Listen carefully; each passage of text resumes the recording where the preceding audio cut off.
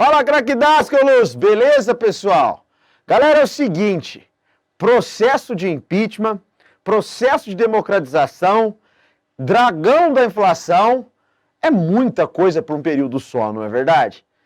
E se vocês quiserem reflexões sobre esses termos e mais alguns outros, não deixe de ficar comigo até o final desse vídeo, porque nessa aula a gente vai falar da nova República Brasileira.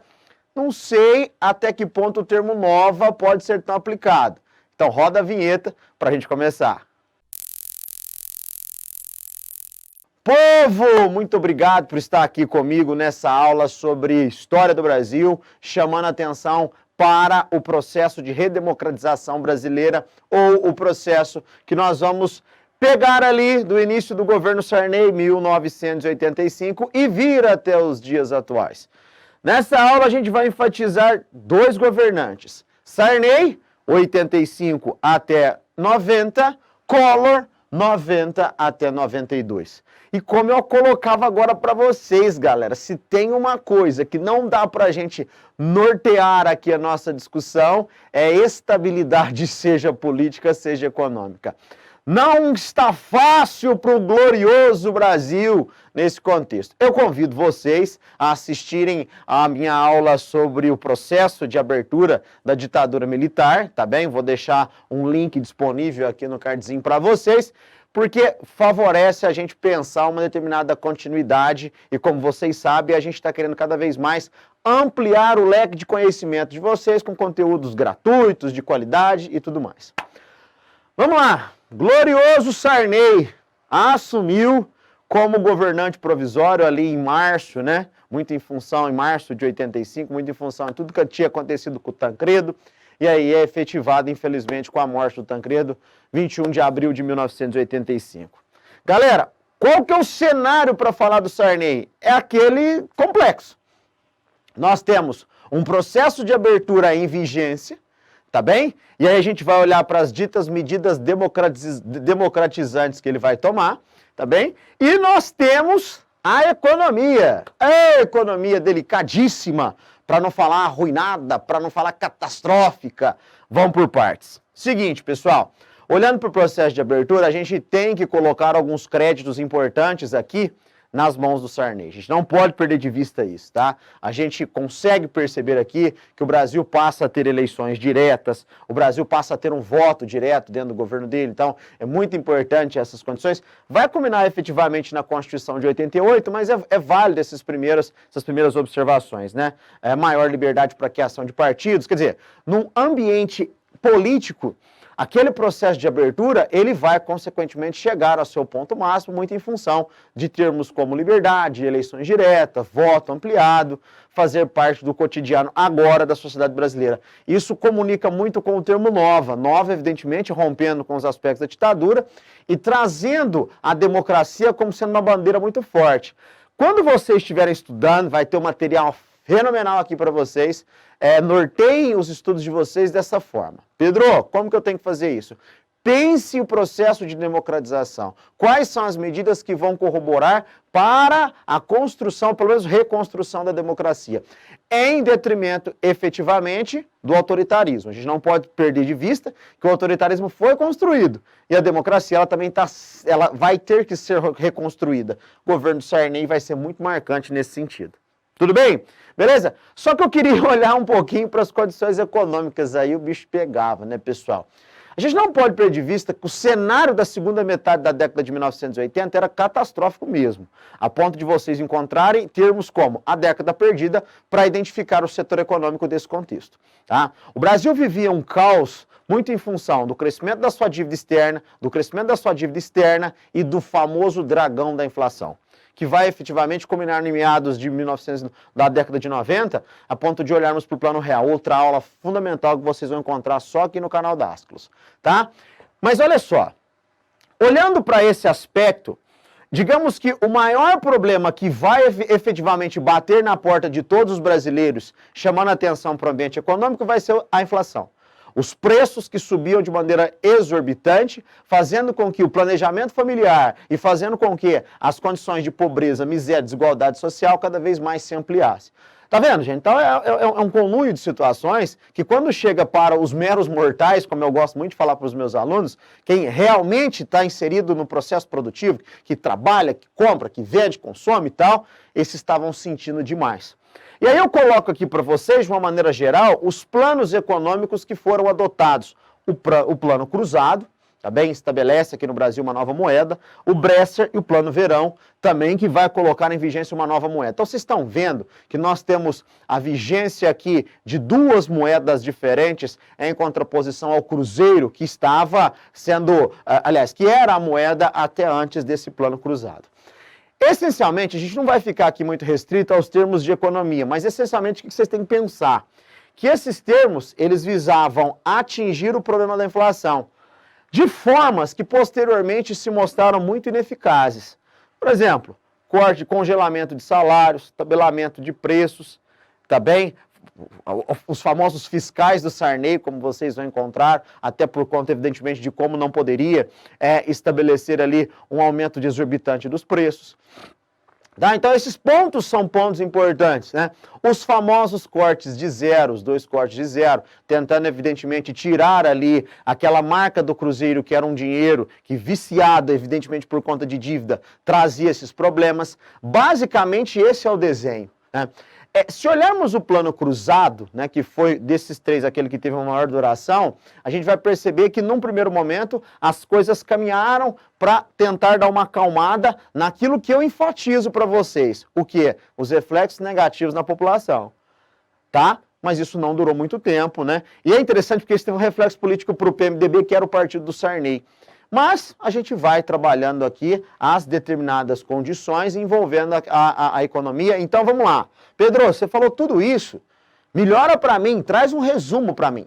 Se eu estou falando que na política a gente vai olhar para um processo de democratização ditas medidas, nós vamos olhar para os planos econômicos tentando atacar essa inflação, trocando moeda, congelando, por exemplo, os salários, congelando, tabelando preços e tudo mais, e mostrando-se não muito eficazes perante a condição inflacionária que o Brasil possuía. Era um problema que era muito delicado, problema que vai afetar de maneira delicada outros governantes. Então, esse é o desenho econômico. Então, não é fácil, gente, essa nova república. Ela tem, digamos que, uma situação política para ser desenvolvida, vamos pensar assim, até para a gente atribuir o termo nova, mas nós temos essa negatividade econômica muito forte. Né? É o desmoronamento da estrutura econômica que veio da ditadura militar, com crédito avançado, investimentos, tudo mais, né? E agora a gente vai ver essas questões negativas. Antes de passarmos para o tão falado Fernando Collor de Mello, figura que está no cenário político até hoje, vamos fazer uma análise da Constituição de 88, porque eu acho que ela vai ser o ponto máximo para nós olharmos para o processo de abertura. Vem comigo. Seguinte, cadê? Vamos lá. Tá aqui, povo! Tá aí para vocês, né? A Constituição de 1988, a Constituição nada mais, nada menos que chamada de cidadã, vigente até hoje. Pedro, eu estava lendo reportagem, tem muita gente que está querendo que essa Constituição seja substituída. Não é o caso da nossa aula, mas eu enfatizo que há muitas críticas hoje sobre algumas questões envolvendo a nossa Constituição. De qualquer forma, a gente tem que contextualizar. Nós estamos tratando de uma carta constitucional que ela está num contexto de final ali do processo ditatorial. Então, isso corrobora para a gente perceber os aspectos colocados. Procurem aqui nas aulas nossas, pessoal, todas as aulas da história do Brasil, eu fiz questão, envolvendo evidentemente o ambiente constitucional, de atribuir características. Constituição de 1824, Constituição de 1891, a primeira republicana, 1934, dentro da era Vargas, 1937, a outorgada polaca, 46, a dita liberal, 67, a do regime militar, e agora de 88 está em vigência.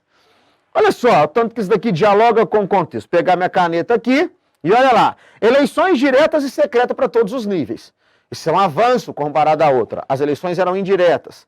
Mandato presidencial de 4 anos, para o Sarney seria, evidentemente, 5 para questão de organização, mas 4 anos para os demais. Ah, Pedrão, você não falou de reeleição aqui. Não, a emenda da reeleição vai vir com o Fernando Henrique Cardoso. Calma. Então não está nessa Constituição. Voto facultativos para analfabetos e menores e entre, evidentemente, 16 e 18 anos. Eleições para os cargos de executivo em 2 turnos. ponto para se observar. No Brasil, nós não tivemos ainda esse aspecto. Porque, olha só, se olharmos para outras eleições que nós tivemos, concentrado principalmente entre as ditaduras de Vargas e a ditadura militar, o que a gente vai perceber? Que uma vitória eleitoral exigia aquilo que nós chamamos de minoria simples. Tá bem? Então, vamos dar um exemplo aqui. Se um determinado candidato alcançou 40% dos votos, ele não alcançou a maioria absoluta. De qualquer forma, 40% é mais que todos. Ele estava eleito. No Brasil, nesse momento, não pode. Por isso que as eleições vão ser feitas em 2 turnos, para alcançar a dita maioria absoluta, o famoso 50% mais 1. Vigente até hoje, né? E aí eu trago os aspectos para a gente incrementar a ideia de cidadã. Igualdade jurídica, subordinação de todos à lei, liberdade de pensamento, de crença religiosa, de expressão intelectual, de locomoção, de associação e os direitos sociais, muito importantes aqui também para a gente pensar. O direito, evidentemente, pode voltar para mim aqui, por favor? Podemos pegar aqui, ó, o acesso à saúde, à educação, à habitação, à promoção social, né? Direito, por exemplo, das minorias, haja vista os indígenas. Tudo isso vai fazer parte dessa Carta Constitucional, robusta como foi, mas contextualizada como nós devemos estabelecer. Final do governo do K, final da ditadura militar. Então isso favorece a gente pensar por que ela vai ter essas ditas características. Tudo bem, gente? Há avanços consideráveis. Ela tem problemas? Eu acredito que sim. Só que tem uma coisa, a gente tem que mais uma vez pegar o contexto. Falar em problemas 32 anos depois, eu acho que é uma situação para a gente dialogar no sentido, evidentemente, dos seus reflexos. Mas quando eu olho no momento, eu tenho que trazer essas situações. Vamos lá para o famoso caçador de Marajás, o bonitão que andava de jet ski. Não estou falando nenhum absurdo, tudo bem, pessoal? Porque essa vai ser a figura do Fernando Collor de Mello para as eleições presidenciais de 1990. Beleza? Tá certo? Então nós colocamos aqui o Collor dentro dessas determinadas condições e o Collor aqui, pessoas, vai derrotar nomes importantes como Luiz Inácio Lula da Silva, Mário Covas, tá bem? E aí o governo dele vai ter um processo de impeachment. Antes de chegarmos ao impeachment, é muito importante a gente pensar na quantidade dos planos econômicos. Vamos colocar aqui o plano Collor 1 e teve o plano Collor 2. Planos esses que, mais uma vez, vão tentar atingir a inflação. Eu coloco como uma espécie de injeção aqui para vocês terem essa determinada ideia, tá bom? Colocando isso, pessoal, vamos lá, vamos dialogando nesse sentido sobre o governo do Fernando Collor de Mello. Digamos que ele, a figura política dele, arquitetada pela mídia como foi e tal, ele foi desenvolvendo as suas condições econômicas. Uma das medidas mais controversas desse plano Collor foi o famoso confisco das poupanças. Acima dos famosos 50 mil cruzados novos, estavam confiscadas as poupanças, né? E aí é muito importante ficar uma coisa, ele confiscou porque ele vai roubar isso daqui. Gente, é muito importante a gente tomar cuidado com os aspectos teóricos. Quando eu falo dessa condição do Collor, de retenção da poupança, é muito em função de tentar resolver o problema. Não estou colocando como certo ou como errado, estou falando o seu objetivo. Evidente, a gente vai ver que isso não surtiu os efeitos esperados, porque a inflação ela vai galopar em momentos posteriores, tá bem? Agora, tem um ponto muito delicado, um escândalo de corrupção envolvendo o famoso secretário da sua campanha, o PC Farias, né, denunciado pelo irmão dele, o Pedro Collor, lá na Veja. Aí isso, evidentemente, levou o Congresso brasileiro a aceitar, em 1992, né? A gente começa a perceber em setembro de 1992, o processo de impeachment. A gente não pode perder de vista que o impeachment, o impedimento, ele é um processo político-jurídico. Então, tem que ter uma base jurídica, só que ele vai numa votação política. E outra coisa, o partido do Collor é um partido muito pequeno, o famoso PRN, o que, consequentemente, não ofertou bases para a sua determinada condição envolvendo a possibilidade de não sofrer um impeachment. Ele tentou uma última cartada. Qual foi a última cartada que ele tentou? Renunciar. O Congresso não aceitou, porque se ele renunciar, ele não perderia os direitos políticos, né? Povo, consequentemente, a gente percebe que ele vai ser impeachmentado, perdendo seu mandato a 29 de dezembro de 1992. 1892. Tá bem? E aí vai começar o governo do seu vice, o mineiro Itamar Franco, coisa que vocês vão encontrar no canal Dasclos aqui também, uma aula interessante sobre essas ditas questões, essas ditas observações. Então é isso que eu queria falar para vocês nesse primeiro momento. Não esqueçam, pessoal, que aqui a gente está falando da composição das estruturas dessa nova república, com todo esse conluio, essas condições delicadas, como possivelmente pode ser. Fechou, galera? Beleza? Então, se vocês gostaram dessa aula e de várias outras aulas que estão disponíveis aqui no nosso canal, eu peço para quem não está inscrito que se inscrevam, ative o sininho das notificações, dá um like nesse vídeo aqui para mim, deixe os seus comentários. Ah, tem material importante aqui, não deixe de baixar. Povo, muito obrigado, um abraço fraterno a todos, eu espero vocês até uma próxima.